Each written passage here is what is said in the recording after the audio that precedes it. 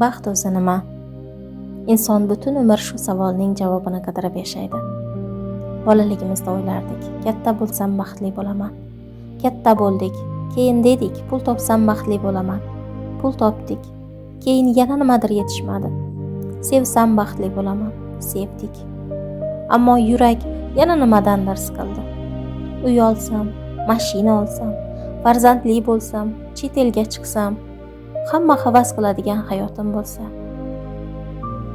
Biz doim baxtni kelajakdan qidirdik. Ammo u kelmadi. Chunki insonning eng katta adashuvi baxtni manzil deb o'ylashi. Asli esa baxt manzil emas, holat. Ichki holat.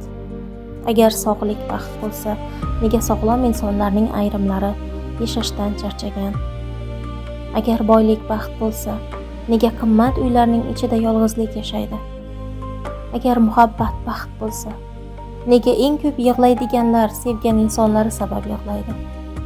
Agar farzand baxt bo'lsa, nega ayrim ota-onalar qalban juda charchagan? Demak, baxt boshqa narsada. Baxt bu tashqarida emas, u ichkarida. Ba'zi insonlarning hamma narsasi bor, ammo qalbi bo'sh. Ba'zi insonlarning esa deyarli hech narsasi yo'q, ammo ko'zida nur bor. Chunki baxt narsalarda yashamaydi. Baxt qalbning holati. Baxt bu hech kim bilmaydigan ichki xotirjamlik. Kechasi yostiqqa bosh qo'yganingizda yuragingiz tinch urishi, kimnidir yo'qotishdan qo'rqmay yashash, o'zingizni birovga isbotlashga majbur bo'lmaslik, ichingizda og'irlik bo'lmasligi. Baxt bu qimmat restoranlar emas, ba'zan u onangiz tayyorlagan oddiy ovqatda yashirinadi.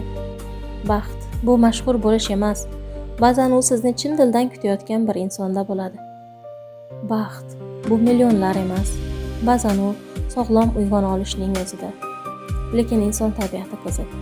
Biz bor narsaning qadriga kech yetamiz. Ko'zimiz borida ko'rishni oddiy deb bilamiz. Sog'ligimiz borida unga e'tibor bermaymiz. Ota-onamiz yonimizda bo'lsa, ularni abadiydek qabul qilamiz va yo'qotgandan keyin tushunamiz. Baxt aslida bizda bo'lgan ekan. Biz esa uni uzoqlardan qidirgan ekanmiz. Insonning muammosi u baxtni katta voqealarda qidiradi. Aslida esa hayot kichik lahzalardan iborat. Bir piyola issiq choy, farzandingizning onajon deb chaqirishi, otangizning duosi, onangizning ovozi, yomg'ir hidlari, tinch uyqu, kimdir sizni tushunishi, kimdir yaxshiyam borsan deyishi. Baxt ehtimol shularning ichidadir.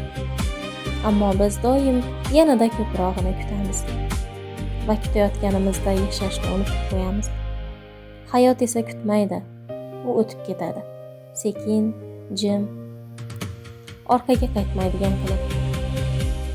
Bir kuni ortga qarab qolamiz va eng baxtli kunlarimiz aslida eng oddiy kunlarimiz bo'lganini tushunamiz. Baxt muammosiz yashash emas. Bu dunyoda hammada dard bor. Hamma ichida ko'rinmaydigan jang bilan yashaydi. Baxt dardsizlik emas. Baxt dard bilan ham yashay olish. Yiqilsang ham umidni yo'qotmaslik. Qalbing singan bo'lsa ham mehr bera olish. Charchagan bo'lsang ham davom etish. Chunki baxtli inson muammosi yo'q inson emas. Baxtli inson boriga shukr qila oladigan inson. Ehtimol baxtning siri ham shunda.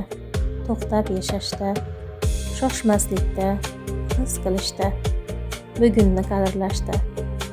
Chunki hayotning eng katta fojiasi insonning baxtsiz yashagani emas, balki baxtli bo'la turib buni vaqtida anglamaganidir.